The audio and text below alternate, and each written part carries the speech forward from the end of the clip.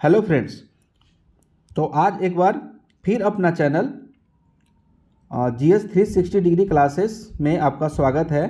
और जो free lecture series चल रहा है जिसमें बाल विकास और शिक्षा शास्त्र का जो टेस्ट सीरीज चल रहा है उसको हम लोग करने जा रहे हैं, ठीक है। जो कि आने वाले KVS, CTET,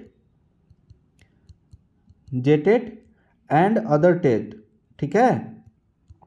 अदर टेट के लिए ये ज़्यादा इम्पॉर्टेंट बन जाता है। चलिए बिना समय गंवाए हम लोग स्टार्ट करते हैं। अधिकतम प्रबलकारी, पहला क्वेश्चन क्या बोल रहा है? अधिकतम प्रबलकारी प्रभाव के लिए दिया गया रिवार्ड चाहिए, किसके लिए चाहिए बताइए। अधिकतम प्रबलकारी प्रभाव के लिए कैसा रिवार्ड दिया जाना चाहिए, ठीक है। तो देना चाहिए उत्तर प्राप्त होने के तुरंत बाद, उत्तर प्राप्त होने के ठीक पहले, तो ये आपका गलती ऐसी हो गया। उत्तर देने के साथ साथ उसी क्षण, एक पल के लिए इसको सही मान ले। उत्तर के बाद पर्याप्त विलंब के पश्चात। तो ये देखिए 2 और 4 तो आपका गलत हुआ। अब एलिमिनेशन थ्योरी लगाएं, 50-50 जाए, या तो 1 होगा या तो 3rd होगा, ठीक है। तो इसमें आपका क्या अब जाता है, क्योंकि जब देखिए जब भी कोई रिवार्ड दिया जाता है कुछ किसी भी चीज़ के लिए तो उसका एनालिसिस किया जाता है, उसका रिजल्ट बनता है उसके बाद, यानी कि उत्तर देने के तुरंत बाद, ठीक है। आगे की देखते हैं। नया प्रगतिशील शिक्षा शास्त्र प्रदर्शित करता है क्या चीज़ का? लर्निंग के लिए, यानी अधिगम के लिए, लर्निंग के लिए नया प्रगतिशील शिक्षा शास्त्र प्रदर्शित करता है। जैसे आपका न्यू एजुकेशन पॉलिसी आया है 2022 जो आया है, देखिए किस पे? लर्निंग पे, लर्निंग पे फोकस किया गया है ज़्यादा से ज़्यादा, ठीक है, हर तरह के लर्निंग का। और उसी के अकॉर्डिंग अभी सिलेबस डिफाइन हुआ है, ठीक है। तो इसका सिलेबस का क्या है बताइए। 5वीं कक्षा से ऊपर के विद्यार्थियों द्वारा की गई त्रुटि को, ठीक है, की गई त्रुटि को डैश का संकेत माना जाता है। क्या चीज़ का, क्या चीज़ का संकेत माना जाता है? तो इसका आंसर 2 है, उनका अधिगम चरण, ठीक है, उनका अधिगम चरण। फ्रेंड जल्दी से जल्दी ये ज़्यादा एक्सप्लेन नहीं किया जा रहा है, क्योंकि हम लोग ज़्यादा से ज़्यादा 15 से 17 मिनट में वीडियो को ख़त्म करना है, क्योंकि एग्ज़ाम बहुत नज़दीक है, ठीक है। तो नेक्स्ट टर्म से हम लोग जब भी करेंगे पूरी तरीक़े से होलिस्टिक अप्रोच लेते हुए पूरा सिलेबस कवर करेंगे। लेकिन अभी जितना ज़्यादा हम लोग टेस्ट सीरीज कर लें हम लोग के लिए वो ज़्यादा बेनिफिशियल है, ठीक है। चलिए, विज्ञान एवं कला प्रदर्शनियाँ, ठीक है, विज्ञान एवं कला प्रदर्शनियाँ, संगीत एवं नृत्य प्रस्तुतियाँ तथा विद्यालय पत्रिका निकालना के लिए है, किसके लिए है बताइए।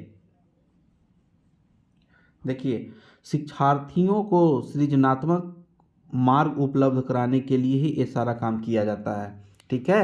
यानी प्रदर्शन कर रहे हैं, संगीत और नृत्य का प्रस्तुति कर रहे हैं, बाल विद्यालय पत्रिका निकाल रहे हैं, तो ये सब किसके लिए? शिक्षार्थियों को सृजनात्मक मार्ग उपलब्ध कराने के लिए, ठीक है। अभिभावकों को आप संतुष्ट करने से क्या मतलब? आपका मेन तो आपका शिक्षार्थी हैं। भवन का नाम रोशन करने के लिए ये मार्केटाइज, ये आपका प्राइवेटाइजेशन, सॉरी, ये एडवर्टीजमेंट थोड़ी करना है किसी चीज़ का, ठीक है। आपका विभिन्न व्यवसायों के विद्यार्थियों को शिक्षित करने के लिए नहीं। तो इसका सबसे उपयुक्त आंसर आपका यही लगता है 4। तो आप इसको एलिमिनेट करके भी इसका आंसर दे सकते हैं। आगे क्या बोल रहा है? समावेशी शिक्षा उस विद्यालय शिक्षा व्यवस्था की ओर संकेत करती है। याद रखिएगा समावेशी शिक्षा हम लोग पहले भी कर चुके हैं, ठीक है। तो समावेशी शिक्षा उस विद्यालय शिक्षा व्यवस्था की ओर संकेत करती है जो क्या है? जो केवल बालिका शिक्षा को बढ़ावा देने की आवश्यकता पर बल देती है। देखिए फिर आपका आ गया केवल, यानी कि पहला आंसर आपका गलत हुआ। जो सभी निर्योग्य बच्चे को शामिल करता है, ठीक है। निर्योग्य बच्चे को ही शामिल थोड़ी करेगा, ऐसा ऐसा होता है आपका समावेशी शिक्षा में? नहीं, जो उनकी शारीरिक, बौद्धिक, सामाजिक, मानसिक या अन्य विभिन्न योग्यता स्थितियों को ध्यान में रखे बगैर सभी बच्चों को शामिल करता है। देखिए ऐसे भी बोला था कि सबसे बड़ा आंसर जो लगे ऑप्शन में वो आपका आंसर सही होगा, तो एलिमिनेशन थ्योरी से आपका ये काम करेगा। और नहीं तो आप इसको सोच के भी आप आंसर दे सकते हैं। ठीक है, तो ये आपका थर्ड आंसर हुआ। ठीक है, आगे क्या बोल रहा है, कोलबर्ग के अनुसार, ठीक है, कोलबर्ग के अनुसार सही और गलत प्रश्न के बारे में निर्णय लेने में शामिल चिंतन प्रक्रिया को कहा जाता है। ठीक है, क्या कहा जाता है बताइए, कोलबर्ग के। ठीक है, ये नैतिक तर्कना बोलते हैं उसको, क्या बोलते हैं, नैतिक तर्कना। चलिए आगे बढ़ते हैं हम लोग। कोलबर्ग के अनुसार नैतिक तर्कना हो गया, यानी थर्ड आंसर हुआ। आगे क्या बोल रहा है, सतत एवं व्यापक मूल्यांकन के अंतर्गत वाक्यांश व्यापक मूल्यांकन इंगित करता है। ठीक है, सतत एवं व्यापक मूल्यांकन के अंतर्गत वाक्यांश व्यापक मूल्यांकन किसको इंगित करता है बताइए। देखिए अगर आप लोग को अभी जस्ट बताया याद होगा, सबसे बड़ा जो आंसर रहेगा उसको आप लोग को क्लिक करना है। ठीक है, यानी इसका थर्ड आंसर ऐसे भी हो जाए, संज्ञानात्मक क्षेत्र, भावनात्मक क्षेत्र और मनोज्ञात्मक क्षेत्र का मूल्यांकन करना। तो एलिमिनेशन थ्योरी के एलिमिनेशन ट्रिक से आप जब एग्जाम में समय नहीं बचे तो आप लोग ऐसा क्वेश्चन को आप लोग हिट करें। ठीक है, आगे क्या बोल रहा है, विद्यार्थी द्वारा गणित कक्षा में सीखी गई अवधारणा का उपयोग भूगोल कक्षा में किया जाता है। यह उदाहरण है, बताइए, विद्यार्थी द्वारा गणित कक्षा में सीखी गई अवधारणा का उपयोग भूगोल की कक्षा में, देखिए गणित कक्षा में सीखे और उसका भूगोल कक्षा में उसका उपयोग करते हैं, तो ये क्या है बताइए। तो इसका आपका सकारात्मक अंतरण का है, सकारात्मक अंतरण का। ठीक है, यानी कि आप इसको इंटर रिलेट कर रहे हैं एक दूसरे से, यानी मैथ को आप ज्योग्राफी से इंटर रिलेट करके देख रहे हैं आप लोग। ठीक है, आगे क्या बोल रहा है देखिए, किशोरों के संदर्भ में निम्नलिखित में से कौन सा कथन सर्वाधिक उचित है। ठीक है, कौन सा कथन सर्वाधिक उचित है किशोरों के संदर्भ में, किसको, किशोरों का।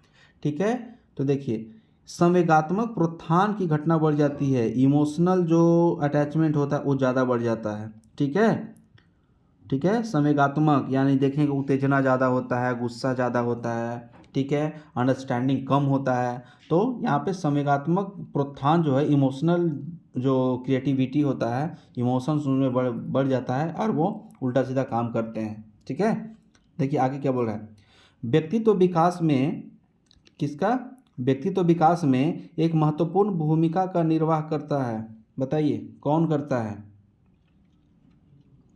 फिर अगर आप लोग एलिमिनेशन थ्योरी से जाएं तो देखिए सबसे बड़ा, अब तक देखिए जितना क्वेश्चन ऐसा हुआ है जो सबसे बड़ा आंसर होता है वो सही होता है। ठीक है, तो यहाँ पे अनुवांशिकता और वातावरण का मिश्रण ही व्यक्तित्व विकास पे आपका प्रभाव डालता है। यानी अनुवांशिकता कहाँ से मिलता है आपको, माता पिता से मिलता है। वातावरण कहाँ से मिलता है आपको, आप घर में रह रहे हैं, उस सोसाइटी में रह रहे हैं, या अपना स्कूल में रहते हैं, कहीं भी मिलते हैं तो वहाँ का वातावरण ही आपको बनाता है कि आप पॉजिटिव बनते हैं या नेगेटिव बनते हैं। ठीक है, आगे क्या बोल रहा है आपका देखिए, यदि आप बच्चों को सिखाना चाहते हो तो बच्चों से सीखिए। ठीक है, यह इशारा करता है, किस पे इशारा करता है बताइए,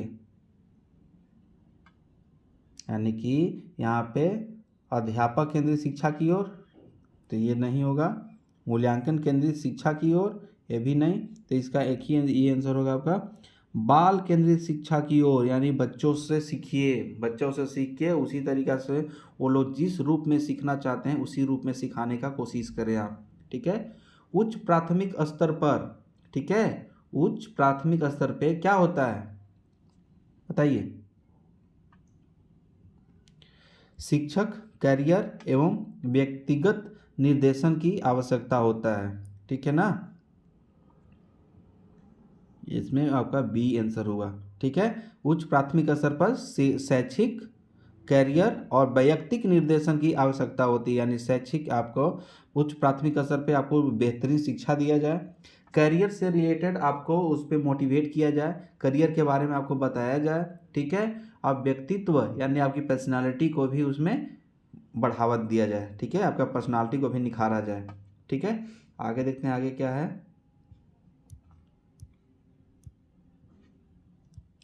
बच्चों में बच्चों में नैतिक मूल्यों को विकसित करने का सर्वाधिक उचित तरीका क्या है।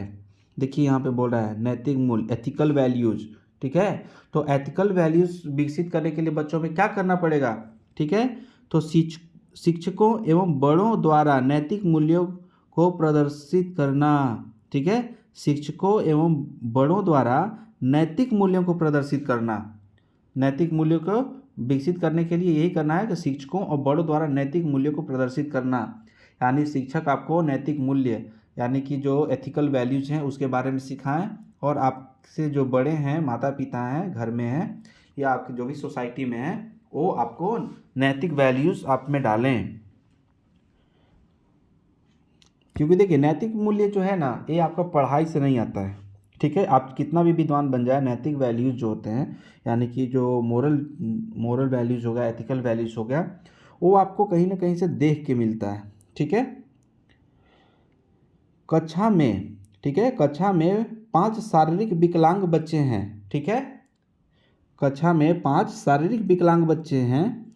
खेल के कालांश में उन्हें, ठीक है, खेल के कालांश में उन्हें क्या करना चाहिए। देखिए एक कोने में बैठना चाहिए ताकि वे खेल का आनंद ले सके, नहीं, क्यों, क्योंकि यहाँ पे आर्टिकल 14 क्या, आर्टिकल 14, 15, 16 का उल्लंघन होगा, ठीक है, ऑफ इंडियन कॉन्स्टिट्यूशन, याद रखिएगा।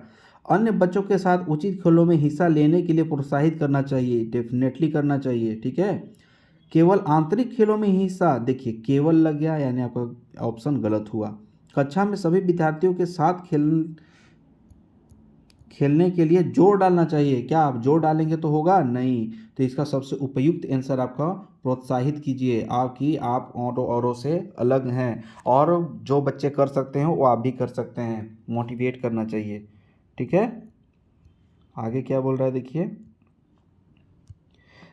जीन पियाजे के अनुसार अनुकूलन किसके द्वारा होता है, ठीक है, अनुकूलन किसके द्वारा होता है, तो आत्मसात्करण एवं व्यवस्थापन के द्वारा होता है। ये आप लोग ऐसे याद रखें कि जीन पियाजे ने ये बात बोला था, ठीक है। चलिए आगे देखते हैं हम लोग आंसर।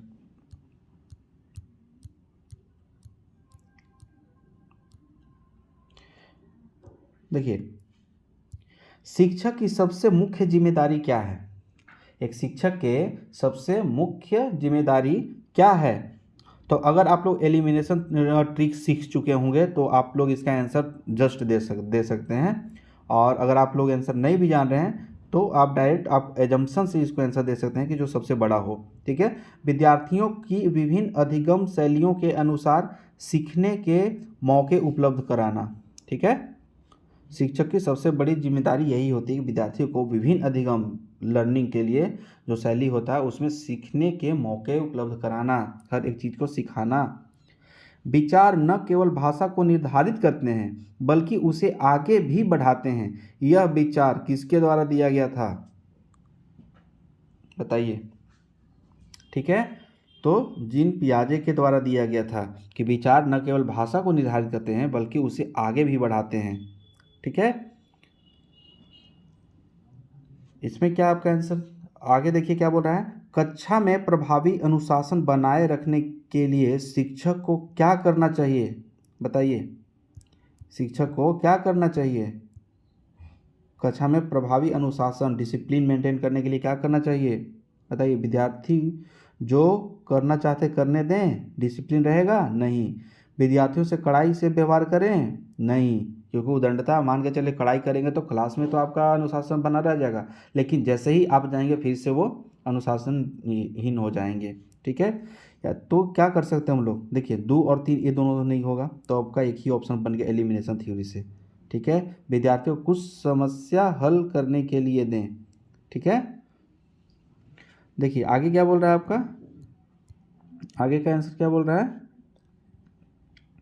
सामान्य विद्यार्थियों के साथ यदि आपको एक नेत्र बाधित विद्यार्थी को पढ़ाने का अवसर प्राप्त हो तब आप उससे कक्षा में किस प्रकार व्यवहार करेंगे। देखिए केस स्टडी, जितना भी सब क्वेश्चन है ना केस स्टडी है और आपको अच्छा से सोच के एज ए टीचर आपको आंसर देना है। ठीक है, जब भी आप ऐसा क्वेश्चन को डील कर रहे हो तो समझिए कि आपके सामने एक बच्चा है और उस पर केस स्टडी अप्लाई करके अपने आप को आपको आंसर को साध लेना है। ठीक है, तो बताइए इसमें क्या होगा आपका। देखिए उस पर अतिरिक्त ध्यान नहीं देंगे, देखिए नहीं देंगे, कीवर्ड निकालिए यहाँ से, तो यहीं पे आपका गलत हो गया। कक्षा में उसके साथ सहानुभूतिपूर्ण व्यवहार करेंगे। ठीक है, सहानुभूतिपूर्ण व्यवहार करके क्या आप उसको बेचारा बनाना चाहते हैं, ऐसा होगा। चलिए ठीक है, देख लेते हैं। नहीं, ये भी आपका नहीं होना चाहिए। आई होप आप सोचेंगे कि अंधापन उसकी नियति ही थी और कुछ नहीं कर सकते, तो देखिए ये तो 100% गलत होगा। ठीक है, आगे आगे वाली पंक्ति में उसके बैठने की व्यवस्था करेंगे, डेफिनेटली करेंगे, और उसकी सुविधा के अनुसार गति से उसको पढ़ाएंगे। हाँ डेफिनेटली आपका सबसे बेहतर आंसर आपका यही होगा, जो आप अच्छा से केस स्टडी में आप इसको निकाल कर आंसर दे सकते हैं। देखिए आगे क्वेश्चन क्या बोल रहा है, विकास पर आनुवांशिकता के प्रभाव की सीमा का सबसे अच्छा वर्णन निम्नलिखित में से किसके द्वारा होता है। विकास पर आनुवांशिकता का प्रभाव, इस पे विकास पर आनुवांशिकता का प्रभाव की सीमा का सबसे अच्छा वर्णन निम्नलिखित में से किसके द्वारा होता है। ठीक है, तो इसका आपका आंसर देखिए, अगर आप लोग एलिमिनेशन से जाएंगे तो सबसे बड़ा आंसर आपका यही है। ठीक है, आनुवांशिकता निर्धारित करती है कि किसी को कितना विकसित किया जा सकता है, आनुवांशिकता यही होता है। ठीक है, आनुवांशिकता आपको कहाँ से मिलता है, आपने हेरिडिटी चलता है ये, यानी आपके माता पिता से मिलता है आपको।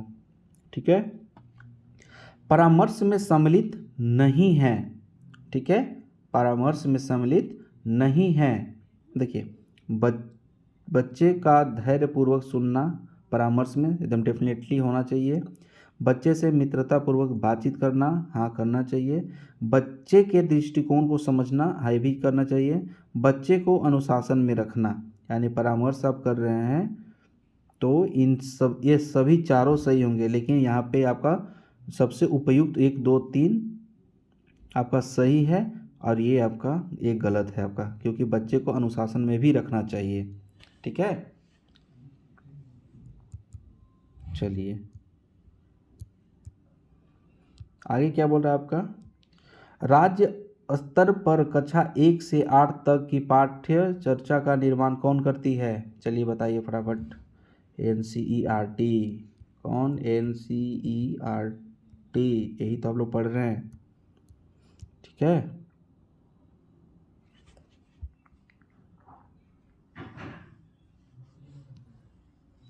देखिए आगे क्या बोल रहा है आपका कि मध्याह्न भोजन के दौरान उच्च जाति के विद्यार्थी निम्न जाति के विद्यार्थी के साथ एक पंक्ति में भोजन करने से इनकार करते हैं, आप क्या करेंगे।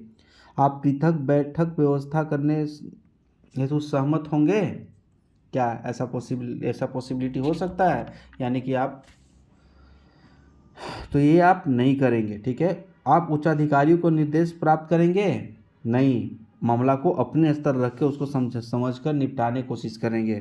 अगर आप लोग को एलिमिनेशन थ्योरी जब जान रहे होंगे तो आप लोग इस क्वेश्चन को सही कर चुके होंगे। आप विद्यार्थियों को एक साथ बैठकर भोजन करने के लिए सहमत कर लेंगे, एक डेफिनेटली। आप विद्यालय में मध्याह्न भोजन करना बंद कर देंगे, तो बंद कर देना ऑप्शन नहीं है, गलत। तो देखिए ऐसे भी सबसे बड़ा है और सबसे उपयुक्त आंसर नज़र आ रहा है ये। ठीक है, आगे क्या बोल रहा है ये, विज्ञान में मोनिका की संप्राप्ति अच्छी है किंतु गणित में खराब है। ठीक है, इसका प्रमुख संभाव्य कारण क्या हो सकता है। ठीक है, यानी कि गणित शिक्षण प्रभावी नहीं है, या तो जो पढ़ा रहा है वो अच्छा से नहीं पढ़ा पा रहा है, या समझने में उसकी जो आपका समस्या है वो उस बच्ची के साथ हो रहा है। ठीक है, तो बताइए जो मैथ नहीं समझते उसको क्या बोलते हैं, डिस्कैलकुलिया बोलते हैं उसको, क्या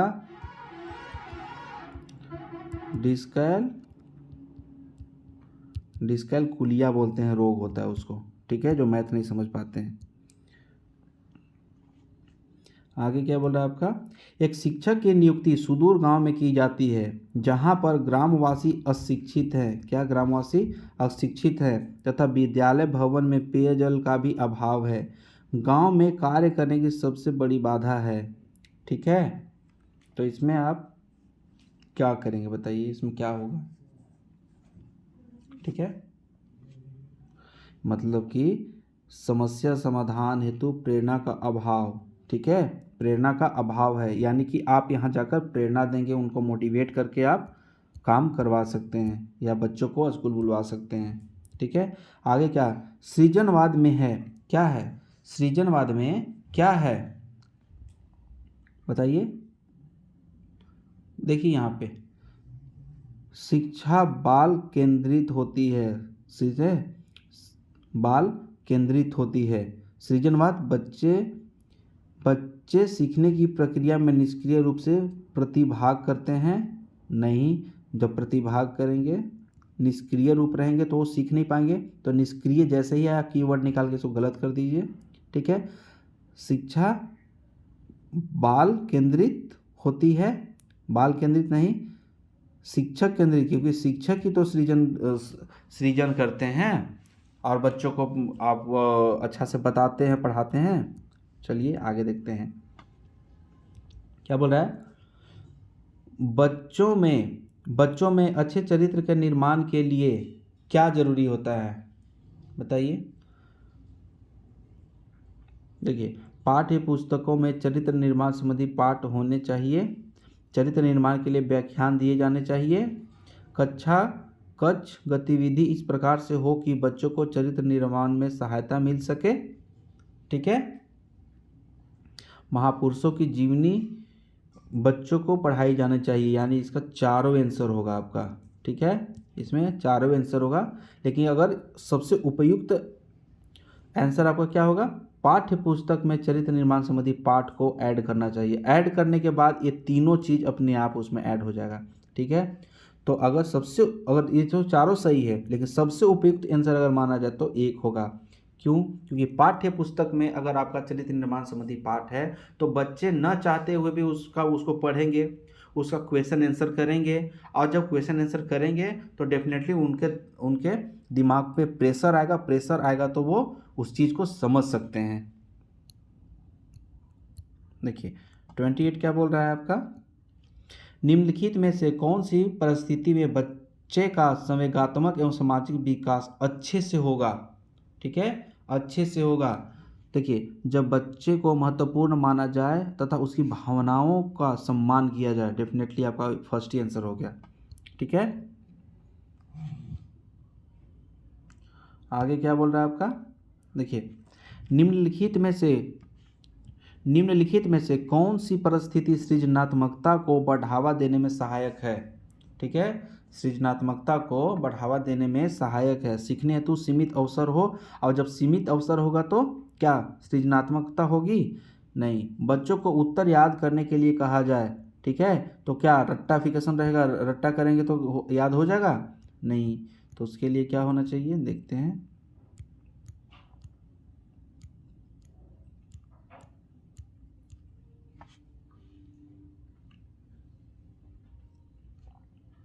देखिए किसी बच्चा का समाधान बता दिया जाना चाहिए नहीं। देखिए तब इसका एक ही बच गया, जब बच्चों को स्वयं करके सीखने के लिए अधिक से अधिक अवसर दिए जाएं। ठीक है, उनको सारे सुविधाएं उपलब्ध करा के और उनको खुद से सीखने का अवसर दिया जाए। ठीक है, आगे क्या बोल रहा है, गतिविधि आधारित शिक्षण।